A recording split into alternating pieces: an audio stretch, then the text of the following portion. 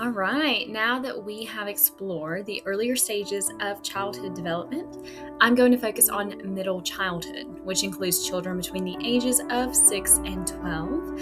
These are often called the foundation years because many of the skills, habits, and beliefs children develop during this time shape how they approach learning and relationships for years to come.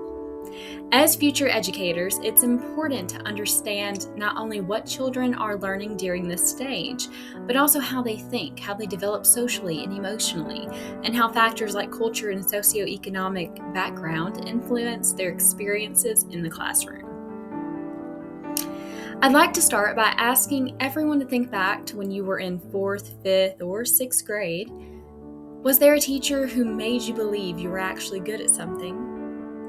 Maybe they encouraged your writing, made math less intimidating, or simply believed in you when you didn't believe in yourself. In middle childhood, which includes children roughly ages 6 through 12, it is often called the foundation years because so much development happens during this period. Children become more independent, they start developing close friendships with others, and they begin forming beliefs about who they are and what they're capable of doing. This topic is especially meaningful to me because I'll be teaching 7th and 8th grade English language arts and social studies. My students will technically be adolescents, but they'll still carry many of the developmental characteristics they developed during these years. Understanding where they came from helps me better understand how the learners, who they'll become as learners, rather. Okay, so most children in middle childhood are in what is considered the concrete operational stage. That simply means that they begin thinking much more logically, but their thinking is still tied to things they can actually experience. So, with that being said, they can organize information, recognize patterns, understand cause and effect, compare ideas, and even begin considering someone else's perspective. However, purely abstract concepts are still difficult. For example, imagine asking a fifth grader, "What is justice?" That's a difficult question because justice is abstract after all. But if I tell a story about two students arguing on the playground or show a courtroom case, suddenly they have something concrete they can connect to. The same idea applies in English language arts, for example. Instead of immediately asking students to identify a theme, I might first ask, what lesson did the main character learn? Once they identify the concrete events, they can gradually move toward understanding the larger message. The takeaway here is that students at this age learn best when they can see, touch, discuss, or experience ideas rather than just hearing a lecture.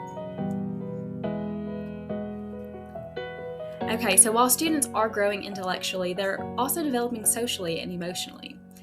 Erik Erikson described this stage as industry versus inferiority. At its core, children are asking one important question: am I capable? Think about a student who proudly hands you a paragraph they spent an hour writing. They're not only asking whether it's correct, they're really asking whether they're good enough. Children begin comparing themselves to classmates. Success builds confidence, perseverance, and motivation.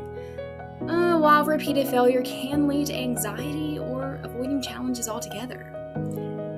One example that really stands out to me is when a student says, "I hate reading." Often they don't actually hate reading, they're afraid they're not good at it. As teachers, the language we use matters. Instead of saying, "You're so smart," we can say, "I noticed how hard you worked on this." That simple shift praises effort instead of ability, and it helps the students develop a growth mindset. Moving on, so what does all of this actually mean in the classroom? Students in middle childhood need learning that is active and meaningful. They learn far more by doing than by simply listening. For example, in English language arts, rather than assigning a chapter and asking students to answer questions, we can have them act out scenes, create comic strips, participate in literature circles, or debate a character's decisions. Imagine teaching democracy in social studies. Instead of defining it first, let students vote on 2 classroom rewards and discuss why the majority ruled. Suddenly, democracy becomes something they've experienced rather than memorized. Those experiences create deeper understanding and are much more memorable.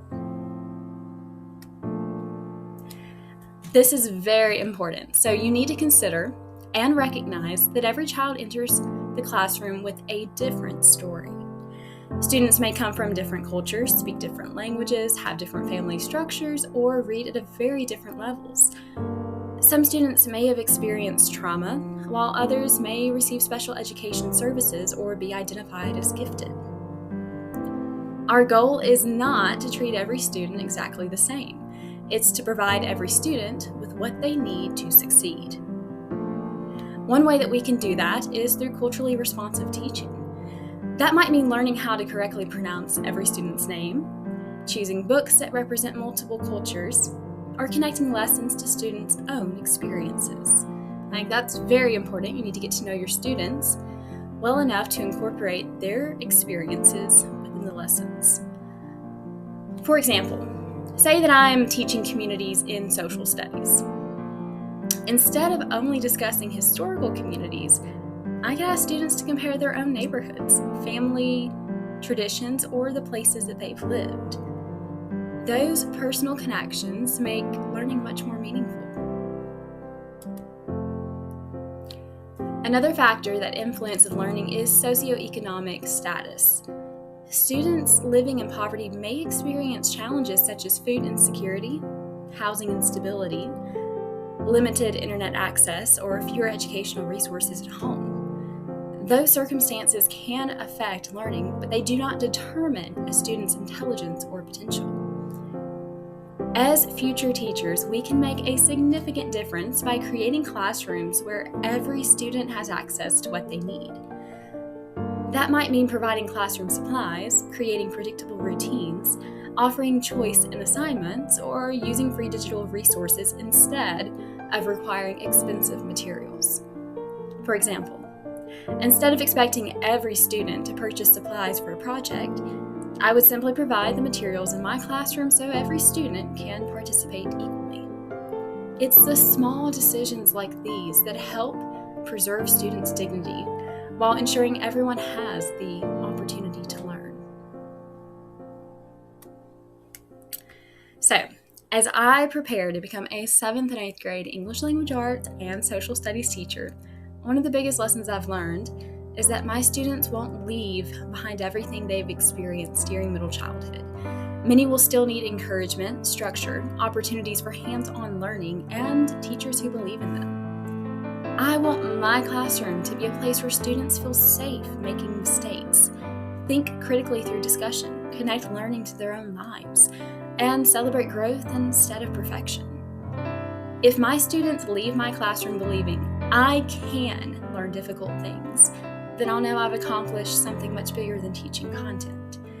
I'll have helped build confidence that they can carry with them long after they leave my classroom. There are 5 handouts that go along with this presentation that will be resourceful and hopefully even help you guide your own classroom and consider some questions as we think about middle childhood. Most importantly, understanding childhood development isn't just about learning theories. It's about recognizing that real children are sitting in front of us every day. When we understand how students think, how they develop emotionally, and the unique experiences they bring into our classrooms, we are better equipped to create learning environments where every child has the opportunity to succeed. So, as future educators, one of the greatest things we can give our students is not just knowledge, it is the confidence to believe that they are capable of learning. Thank you.